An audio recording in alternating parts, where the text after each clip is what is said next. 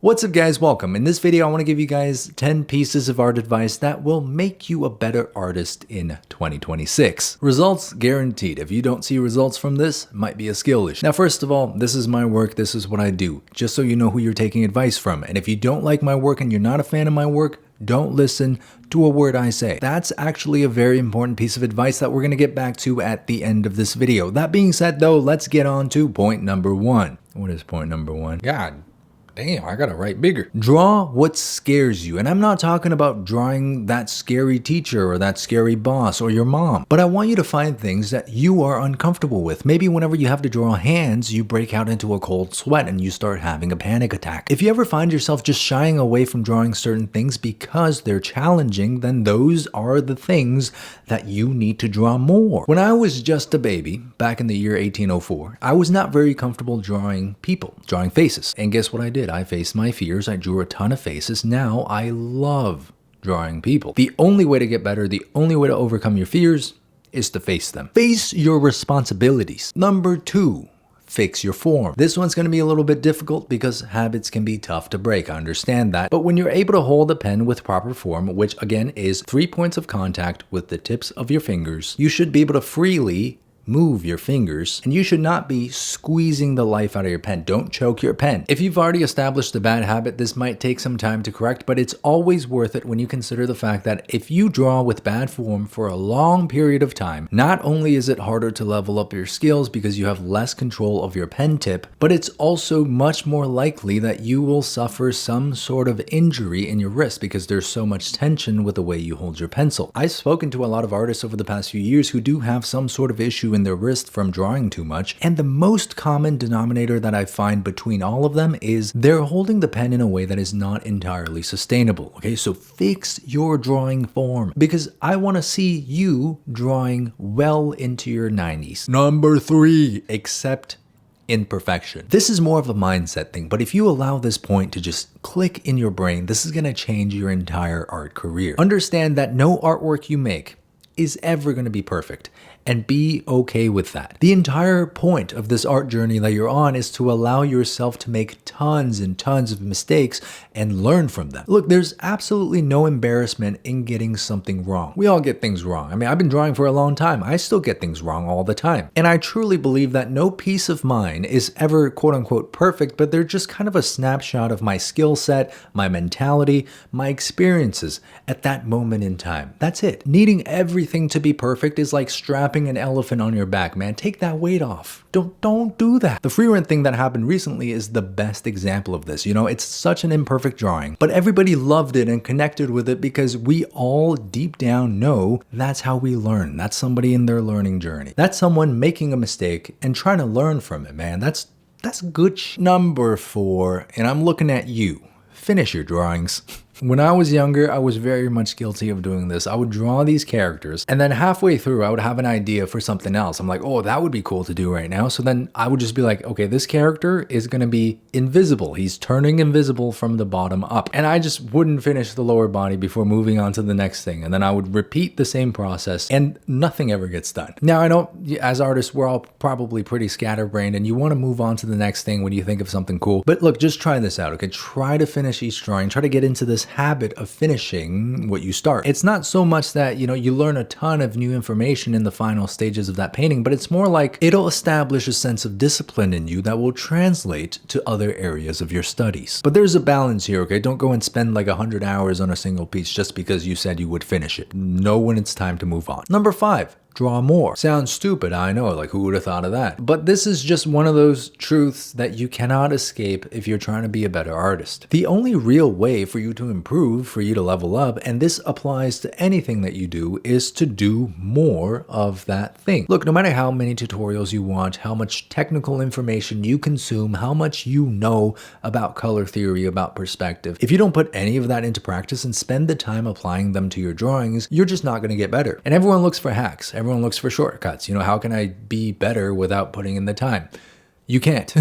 Number six, and this one kind of relates to our last point, but keep a sketchbook. So many of you guys, you iPad kids, you grew up with only Procreate, you just draw digital, and you've never felt the sheer joy of a stick of graphite scraping itself on a dead tree. Oh, it's beautiful. But look, when I was doing art in high school, our teachers always stressed how important it was to keep a sketchbook and keep brainstorming and practicing in your sketchbook. And that's just one of the things that really stuck with me. Even though all the pieces that you see me draw today are done on this tablet, I still keep a sketchbook. It's easily one of the most economical as well as authentic and tactile experiences that you can have as an artist. Because no matter how good you get with that iPad or a tablet like this, there's always a little bit of a disconnect between this tool and the surface that you're drawing on. But not in a sketchbook. And it gives you a place where you can just explore. If you have an idea, you can just try it out. Do a thumbnail sketch. You want to study perspective? Sure, draw a page of boxes and then tear it out and burn it. And this is going back to one of our last points, but the sketchbook provides a space that encourages mistakes. Use it to have fun. Do it for yourself. You don't have to show anyone else. You don't have to post it anywhere. That's your space. Also, speaking as someone who has always had a sketchbook from like elementary school until now, it's so much fun looking back at them. It's like a little glimpse into who you were at that time and where you were in terms of your art journey. I love it. Number 7, set goals. Now this one sounds very easy, but you'd be surprised how many people get this wrong. When I say goal, I don't mean, oh, I want to be an art god by 2027. Sounds like a good goal, but how do you quantify that? What does that even mean? Make it something that actually will help you, that you can actually track. Like, for example, I want to spend 20 minutes every day practicing anatomy for the next 2 weeks. Oh my God, how did you do that? Oh my, now we have something that we can actually track. You can set a timer for that. You can put a check mark on your calendar for the days that you actually managed to achieve that goal. Or how about, I want to make 3 finished pieces every single month. Oh my God, wait a minute, that's quantifiable, right? There you go. And I'm talking about art goals, not stuff like I want to get 200 likes on my next post. Don't do that. Look, if that is one of your goals, I'm going to come through this screen. Hold on. I'm going to reach through this screen and I'm going to choke you like you choked that pencil, and you're not going to like it. Lucky number 8. And this is the most important thing that I will say today. So please open your ear holes.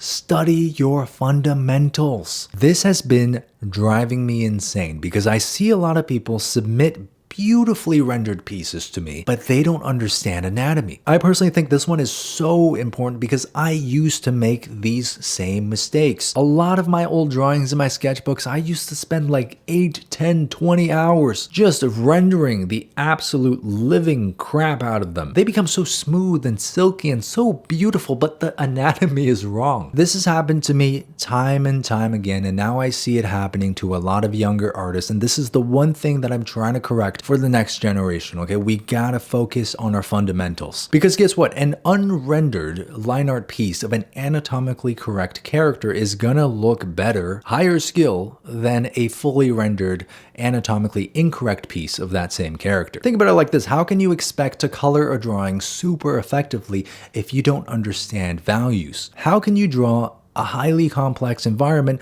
without really understanding perspective? And how can you stylize a character in a beautifully pleasing way without actually understanding basic anatomy? Know the rules before you break them, okay? Don't make the same mistakes that I used to make in my sketchbooks. Don't be like me. I did all that so you don't have to. Number 9, use references. I say this all the time, but this is so important. Do not let anybody shame you into not using references. Referencing things from either real life or images is how you retain information in your mental library. And the more information you have up here, the more you can do. Every time you draw from a reference, you're collecting XP, you're grinding, you're leveling up. And now last but not least, number 10, stop listening to everyone. There's 2 parts to this final point. Part 1 is, throughout all of my deep dives into short form art tutorial content that has decreased my lifespan by like 30 years, I've noticed that there's a lot of people out there who are teaching things to others who don't really fully grasp the concept themselves. I noticed this a lot with how to draw faces, how to draw bodies, anatomy tutorials that I come across on TikTok. Sometimes people will see other artists use a cross method for the front of the face, but they don't really understand why the line's there, where they're supposed to intersect,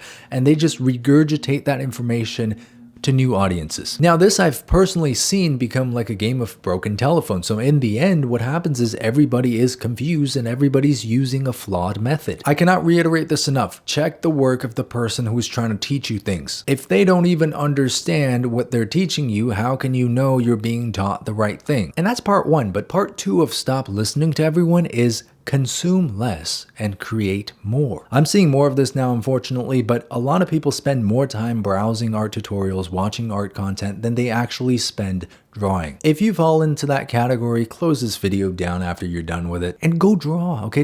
Let your imagination run wild. Do your thing. Time is the most precious resource that you have. Take that from an unk, okay? I know this shit. I'm gonna leave you with that, okay? Create more, consume less. Anyways, guys, I wanted to make this video to help you guys out, for all of you who are very motivated to become better artists. I've made all of these mistakes over and over in the past, so I don't want you guys to suffer the same way that I did. Anyways, guys, if you want to see more art related content, subscribe to my channel and check out my Patreon for monthly tutorials. We just uploaded one on how to pick colors for your drawings, and there's a new one coming out every single month. You can just join for a little bit and cram the backlog of like 20 tutorials, just like how you would cram for an exam. Anyways, guys, that being said, hope you have a great year in 2026. I love you guys so much. Thank you for all your support, and I will see you guys on the next video.